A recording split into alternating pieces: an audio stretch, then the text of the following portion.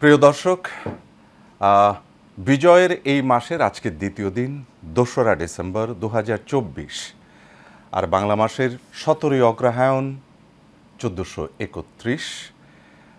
আজকের এই দিনে আমাদের এশিয়ান টেলিভিশনের সংবাদ বিশ্লেষণে সবাইকে স্বাগত জানাচ্ছি। আমি ডক্টর মঞ্জুরুল হক।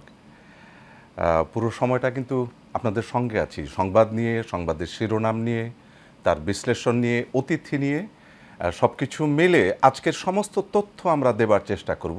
আজকের জাতীয় দৈনিকগুলির যে পত্রিকাগুলি আমাদের হাতে এসেছে তার সব কিছু নিয়ে শীতের এই সকালে আবারও সবাইকে আমন্ত্রণ।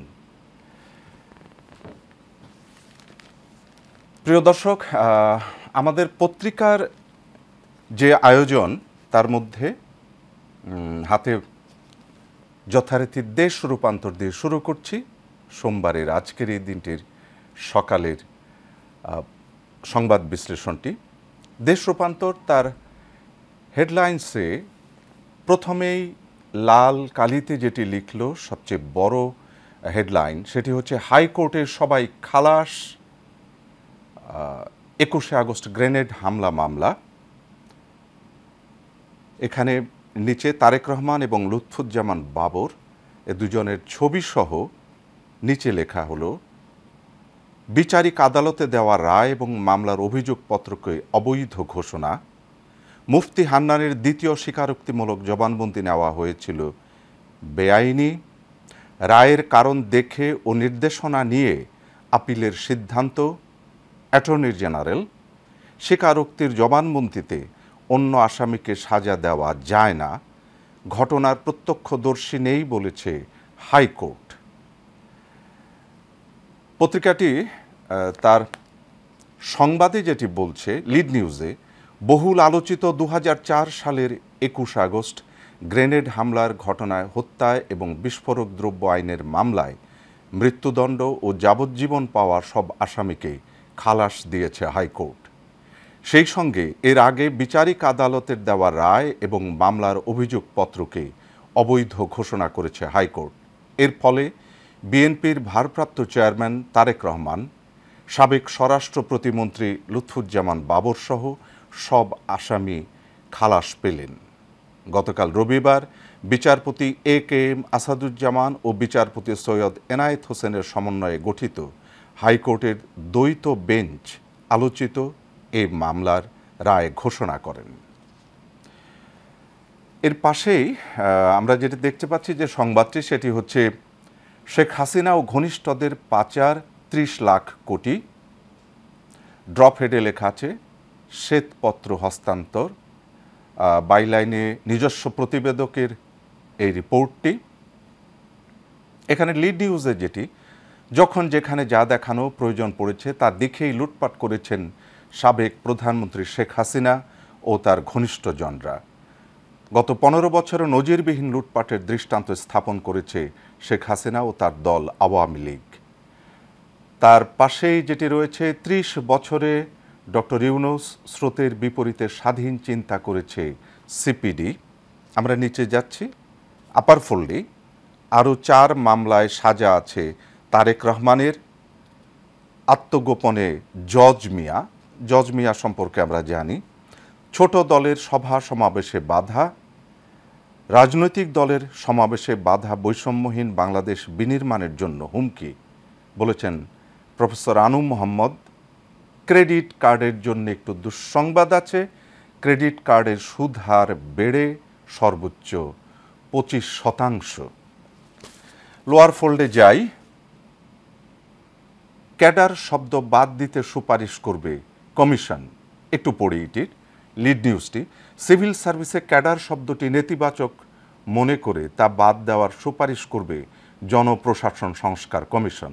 এছাড়া সরকারি কর্মকর্তাদের মধ্যে যেন রাজনৈতিক আবহ না থাকে সেজন্য জনপ্রশাসনের কাঠামোগত পরিবর্তন করা সহ কিছু গুরুত্বপূর্ণ সুপারিশ করার সিদ্ধান্ত নেওয়া হয়েছে।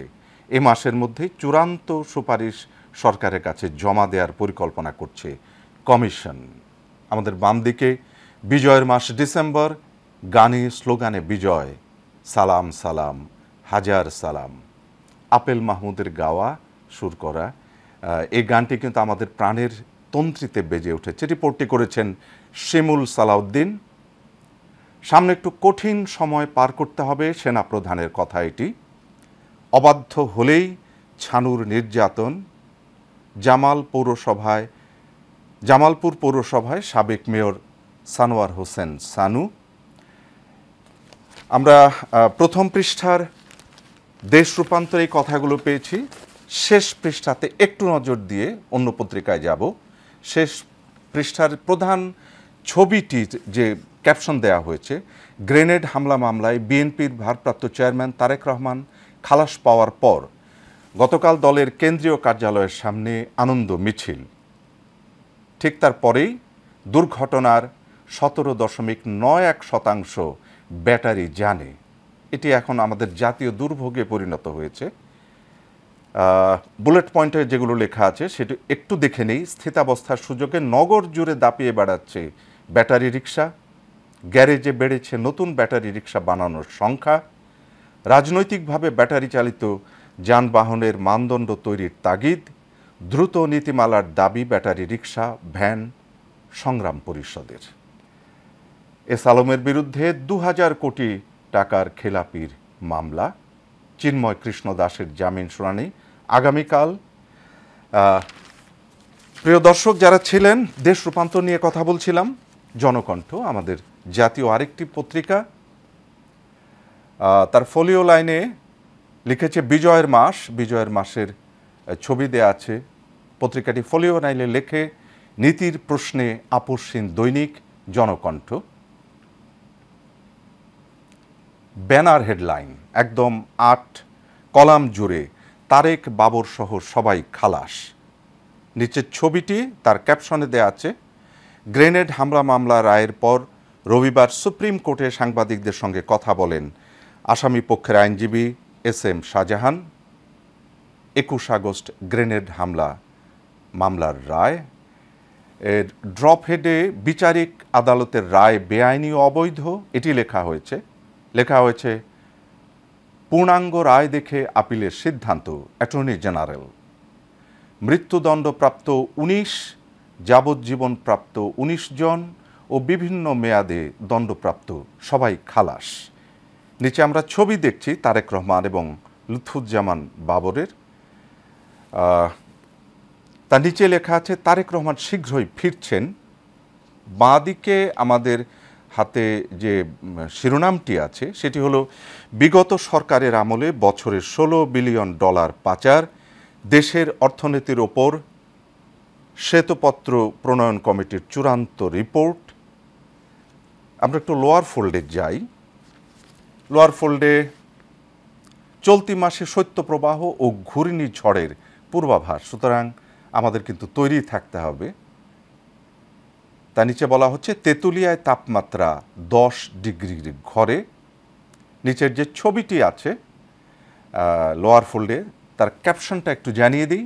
নতুন বছরের শুরুতেই স্কুলের শিক্ষার্থীদের হাতে নতুন বই পৌঁছে দিতে ছাপাখানায় ব্যস্ত সময় পার করছেন শ্রমিকরা।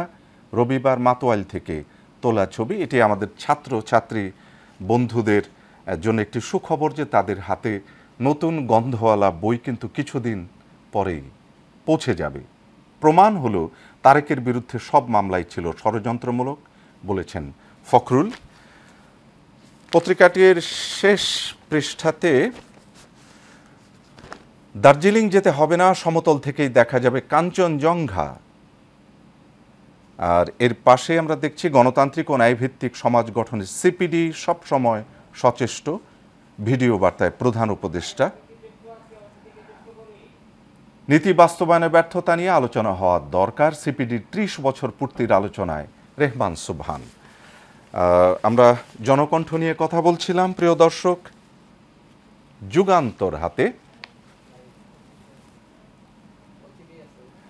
যুগান্তর হাতে আছে আমাদের। যুগান্তরের প্রথম শিরোনামটি হচ্ছে তারেক সহ সব আসামি খালাস, 21 আগস্ট গ্রেনেড হামলা মামলা ডেথ রেফারেন্স নাকচ, আসামিদের আপিল মঞ্জুর। বাবরের স্ত্রী তাহমিনা দীর্ঘ অপেক্ষার পর ন্যায় বিচার পেয়েছি। প্রিয় দর্শক, আমরা কথা বলবো আরও আমাদের পত্রিকাগুলো নিয়ে। আমাদের সঙ্গে এই মুহূর্তে যুক্ত হচ্ছেন ডক্টর নুরুল ইসলাম বাবুল, লেখক, শিক্ষক, রাজনৈতিক বিশ্লেষক। ডক্টর নুরুল ইসলাম বাবুল আমাদের সঙ্গে যুক্ত হচ্ছেন ভারতের কলকাতা থেকে। ডক্টর নুরুল ইসলাম বাবুল, এশিয়ান সংবাদ বিশ্লেষণে আপনাকে স্বাগত জানাই। আজকের এই সকালে আপনার ওখানে নিশ্চয়ই শীত কিছুটা, ঢাকাতে শীতের পরিমাণ অতটা নেই। এখানে সম্ভবত 20 মতো রয়েছে, 18 থেকে 20 তাপমাত্রা। ওয়েদার খুবই ভালো। বাংলাদেশ এবং ডক্টর নুরুল ইসলাম বাবুল, বাংলাদেশ এবং ভারতের যে সম্পর্কটি, এটি দীর্ঘ, মানে প্রাগৈতিহাসিক আমল থেকে এই সম্পর্কটি রয়েছে। একই ভূখণ্ডের সঙ্গে যুক্ত হওয়াতে আরও রয়েছে। প্রতিটি বিষয়ই কিন্তু বাংলাদেশ ভারত পরস্পরকে সহায়তা করে থাকে, কারণ এটি এখন আসলে বৈশ্বিক একটি প্রয়োজন। এই মুহূর্তে আমরা যদি খুব মানে সামনের দিকে এগিয়ে যাবার জন্য যে প্রস্তাবগুলো আছে আমাদের দুই দেশের, এটির একটি রাজনৈতিক বিশ্লেষণ যদি আমাদেরকে জানান, আমাদের দুই দেশের সম্পর্ক উন্নয়নে, ব্যবসা বাণিজ্য, সংস্কৃতি উন্নয়নে আমরা আসলে আরো কি করতে পারি আপনার দৃষ্টিতে, ডক্টর নুরুল ইসলাম বাবুল? জি, আপনাকে অনেক ধন্যবাদ এবং যারা দেখছেন তাদেরকেও ধন্যবাদ। আসলে স্বাধীনতার পরবর্তী সময়ে ভারতের সাথে যে সম্পর্ক, সেটা প্রায় 30 বছরেরও বেশি সময় ধরে আমি প্রত্যক্ষভাবে দেখছি, ছাত্র অবস্থায় থেকেই দেখছি। কিন্তু এর মধ্যে বাংলাদেশে নানা রকম চড়াই উতরাই ছিল, নানা রকম রাজনৈতিক সমস্যাও ছিল, সরকারের পরিবর্তন ছিল। এর মধ্যে বিএনপি হয়তো 2বার সরকারেও ছিল এবং অন্যান্য বিচ্ছিন্নভাবে কিছু সরকার ছিল। আমি স্বাধীনতার পরবর্তী সময়ের কথাই বলছি, কিন্তু আমি এইবার বিশেষভাবে দেখছি, পরিলক্ষণ করছি এখান থেকে প্রত্যক্ষভাবে, যে আসলে দুই দেশের সম্পর্ক এইবার মানে চরম বলতে খুবই সম্পর্কের যে ব্যাপারগুলো, আমরা যদি সম্পর্ককে 3-4টা ভাগে ভাগ করি, তাহলে একটা দেশের সাথে আরেকটা দেশের সম্পর্ক মূলত রাজনৈতিক, অর্থনৈতিক, সামাজিক এবং জনগণ থেকে যে সম্পর্কগুলো আসে, এবং কূটনৈতিক সম্পর্ক। এই গুলোই মূলত একটা দেশকে আরেকটা দেশের সাথে বন্ধুত্বপূর্ণ হোক বা বন্ধুত্ব না পূর্ণ হোক, সে বিষয়গুলোকে নির্ধারণ করে থাকে। কিন্তু এবার দেখতে পাচ্ছি যে বিশেষ করে আমি এটা সামাজিক যোগাযোগ মাধ্যমের একটা ভূমিকার কথা বলবো, দোষের কথাই বলবো, যে এখানের সাধারণ মানুষগুলো আমি দেখতে পাচ্ছি যে মূল স্ট্রিম যে নিউজ গুলো, সেগুলো পড়ছে না বা দেখছে না, যে আসলে বাংলাদেশে কি হচ্ছে। সেগুলো না দেখে সামাজিক মাধ্যমে যে ভিডিও গুলো ভাইরাল হয়ে যাচ্ছে, সেইগুলো দেখে এক ধরনের তাদের মনের মধ্যে যে নেগেটিভ প্রতিক্রিয়া, যে বাংলাদেশের সংখ্যালঘুদের উপরে, বিশেষ করে এইখানের মাথা ব্যথাটা আমি দেখতে পাচ্ছি ভারতের সাধারণ মানুষের অথবা সরকারেরও অন্যান্য বিষয়ের সাথে, যে ওখানে সংখ্যালঘুদের বোধহয় খুব নির্যাতন হচ্ছে, তাদের ঘর বাড়ি লুট করা হচ্ছে বা অন্যান্য ক্ষয়ক্ষতি করা হচ্ছে, যেটা এখানে সাধারণ মানসিক প্রতিক্রিয়া হচ্ছে এখানে সাধারণ মানুষের মধ্যে বা আলোচনার বিষয় হয়ে দাঁড়াচ্ছে। এখন এই জিনিসগুলোকে আমার মনে হয় ডক্টর নুরুল ইসলাম, জি, আমরা এখানে একটু জানিয়ে রাখতে চাই যে বাংলাদেশের সংখ্যালঘুদের উপরে অসম্ভব অসাম্প্রদায়িক এবং একই সঙ্গে বসবাসকারী দেশ কিন্তু বাংলাদেশ। তার অনেক অনেক সংবাদ, অনেক ছবি, এগুলো কিন্তু অতিরঞ্জিত হয়েও যায়। এখন সবগুলি বিষয় কি আমরা বিশ্বাস করে সেই বিষয়গুলিকে আমরা বিবেচনায় নেব? আশ্চর্যের বিষয় যে আমি এখানের মানুষজনের যে সাধারণ টেন্ডেন্সি বা এটা এটা আমি আগে দেখিনি। আমি আগে একেবারেই, আমি 90-এর দশকের কথা বলতে পারি, সে সময় খুবই একটা সৌহার্দ্যপূর্ণ চিন্তা মানুষের মধ্যে ছিল, ভাবনা ছিল। কিন্তু এইবার আমি দেখতে পাচ্ছি যে ভিডিও গুলো দেখে সত্যতা যাচাই না করেই ওটাকেই কেন যেন মানুষ বিশ্বাস করছে, সাইকোলজিক্যালি, মানসিক ভাবে করে তাদের মধ্যে এক ধরনের ভীষণ নেগেটিভ একটা ইম্প্যাক্ট তৈরি হচ্ছে বা ধারণা তৈরি হচ্ছে, বোধহয় সত্যি সত্যি ওখানে কিছু হয়ে যাচ্ছে। এবং এই ভিডিওগুলো যে কারো পক্ষেই ভিডিওগুলো ছেড়ে দেওয়া, এডিট করে, সাধারণ মানুষও এডিট করে ভিডিওগুলো কিছু টুকরো টুকরো ছবি দিয়ে যে সত্যি বোধহয় ওখানে কিছু হচ্ছে, যেগুলো একদমই পরীক্ষা নিরীক্ষা করা বা যাচাই বাছাই করা সম্ভব নয়, কিন্তু সাধারণ আরেকটা মানুষ সেগুলো। ডক্টর বাবুল, আমরা আরেকটা জিনিস কিন্তু দেখেছি যে যারা মুসল্লি, যারা নামাজ পড়ছেন, তারাও কিন্তু মন্দির পাহারা দিয়েছেন। এ দৃশ্যও তো আমরা দেখেছি। হ্যাঁ, অবশ্যই এগুলো বাংলাদেশের প্রেক্ষাপটে ওখানে যারা মাইনরিটি, যারা হিন্দু রয়েছেন তাদের সাথে আমি কথাবার্তা বলেছি, জি, এবং অনেকের সাথে আমার ভালো, আমার দুই একজন ব্যতীত যাদের ফ্যামিলি হয়তো এফেক্টেড হয়েছে, কিন্তু শতকরা ৯৯%, মানে তারও বেশি হিন্দু, আমাদের যে আমার সাথে যে সম্পর্ক রয়েছে বা আমার সাথে যে যোগাযোগ রয়েছে, আত্মীয়র মতো বলতে পারি, তারা কিন্তু কোনো নেগেটিভ কথাবার্তা বা কোনো খারাপ কিছু বলছে না যে আমাদের খুব খারাপ কিছু হচ্ছে। কিন্তু এই জিনিসটা, এই কথাটা আমার মুখ থেকে এখানের মানুষজনকে বললে তারা সেটা বিশ্বাস করছে না, কারণ তারা ওই ভাইরাল ভিডিওগুলোকে বিশ্বাস করছে। এটা একটা অত্যন্ত দুঃখের বিষয়। এবং যেহেতু ওরা মূল পত্রিকাগুলোতেও ওরা বিশ্বাস করছে না বা পড়ছে না, আনন্দবাজার বা ইন্ডিয়ান টাইমস অথবা যে সমস্ত বড় বড় নিউজ মিডিয়াগুলো এখানে রয়েছে, সেইগুলো অথবা বাংলাদেশে যে প্রথম আলো থেকে, জনকণ্ঠ থেকে, যুগান্তর থেকে যে সমস্ত বড় বড় পত্রিকাগুলো রয়েছে, মেইন স্ট্রিম পত্রিকাগুলো রয়েছে, সেগুলো তারা হয়তো বা পড়ছে না, বা সেইগুলো নিউজগুলো কেন যেন আশ্চর্যজনক ভাবে তারা নিচ্ছে না মানসিক ভাবে। এইটা একটা খুবই সম্পর্কের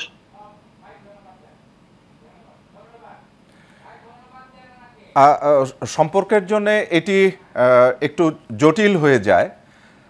আমরা দেখেছি যে সব কিছু মিলিয়েও কিন্তু আমরা খুব পজিটিভ দৃষ্টিভঙ্গির দিকে এগিয়ে যেতে পারি। ডক্টর নুরুল ইসলাম বাবুল, আপনার সঙ্গে সংযুক্ত হতে পেরে আমরা আনন্দিত। প্রিয় দর্শক, আমাদের সঙ্গে ছিলেন ডক্টর নুরুল ইসলাম বাবুল, লেখক, শিক্ষক, রাজনৈতিক বিশ্লেষক। তিনি যোগ দিয়েছিলেন ভারতের কলকাতা থেকে। গ্রেনেড হামলা মামলার ডেথ রেফারেন্স ও আপিলের রায়, তারেক রহমান সহ সব আসামি খালাস, 15 বছরে 24,000 কোটি ডলার বিদেশে পাচার, এবং নিচে আমানতের সুরক্ষা দেওয়া হবে, গভর্নর বললেন। সচিবালয়ে কর্মচারীদের মহাসমাবেশ স্থগিত। বাংলাদেশ প্রতিদিন আমাদের হাতে হেডলাইন, তারেক রহমান সহ সবাই খালাস, 21শে আগস্ট গ্রেনেড হামলা মামলা, জানুয়ারিতে ফিরছেন তারেক, বিনিয়োগে সরকারি বড় বাধা, শ্বেতপত্রে হাসিনার কালো অধ্যায়, 2.25 লাখ কোটি টাকা লুটপাট, বছরে 16 বিলিয়ন ডলার পাচার। প্রথম আলো আমাদের হাতে হেডলাইন্স, আওয়ামী লীগ আমলে পাচার 28 লাখ কোটি টাকা, শ্বেতপত্রের প্রতিবেদন, 21শে আগস্ট গ্রেনেড হামলা মামলার আসামিরা খালাস, 9 আসামিকে গ্রেপ্তার দেখানোর আদেশ, আজ শুনানি, চট্টগ্রামে আইনজীবী হত্যা। নয়া দিগন্ত, তারেক সহ সকল অভিযুক্ত খালাস, হাসিনার আমলে 16 বিলিয়ন ডলার পাচার হয়েছে। দ্য ডেইলি স্টার আপার ফোল্ডে বিশাল বিজ্ঞাপন। দ্য ডেইলি স্টারের ভেতরে যদি আমরা একটু যাই, অগস্ট 21 গ্রেনেড অ্যাটাক, তারিক, বাবর, অল আদার্স অ্যাকুইটেড। এখানে আমরা পেলাম এই সংবাদটি, government must act as guardian of the injured. প্রিয় দর্শক, আমাদের হাতে এই ছিল আজকের পত্রিকা নিয়ে সর্বশেষ আয়োজন। প্রতিদিন সকালে আমরা এই আয়োজনটা নিয়ে আপনাদের সামনে চলে আসি, সংবাদ, তার বিশ্লেষণ। আজকে আমাদের অতিথি ছিলেন বাংলাদেশের বাইরে থেকে। আমরা কিন্তু এই আয়োজনগুলো নিয়ে আপনাদের সামনে চেষ্টা করি নিজেদের তথ্যগুলো দিয়ে দিতে। আশা করি তথ্যের সঙ্গে আছেন, প্রতিদিন আমাদের সঙ্গে থাকবেন। আমরা আপনাদের সঙ্গে আছি। আগামীকাল আবার এই সময় নিশ্চয়ই দেখা হবে। শুভেচ্ছা সবার জন্য।